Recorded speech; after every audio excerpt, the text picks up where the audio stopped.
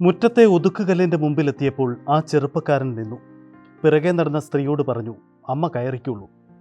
അവർ സംശയിച്ചുകൊണ്ട് നിൽക്കുന്നത് കണ്ട് അയാൾ പറഞ്ഞു, ധൈര്യമായി കയറാം. തലയിൽ 4-5 വെള്ളിവരകൾ വീണ ആ മെലിഞ്ഞ സ്ത്രീ കോലായിലേക്ക് കയറി. അപ്പോഴും പ്രായം ചേർന്ന ആ മനുഷ്യൻ മുറ്റത്ത് സംശയിച്ച് നിൽക്കുകയായിരുന്നു. ചെറുപ്പക്കാരൻ പറഞ്ഞു, വരൂ.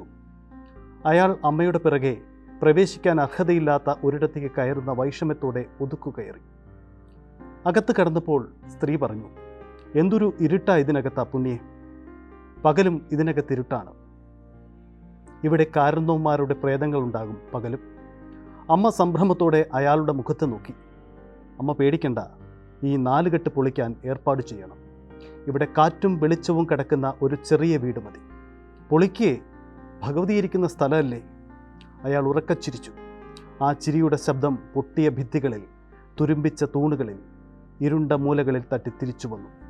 പ്രായം ചെന്ന ആ മനുഷ്യൻ അപ്പോഴും സംഭ്രമത്തോടെ മുഖം കുനിഞ്ഞ് നിൽക്കുകയായിരുന്നു.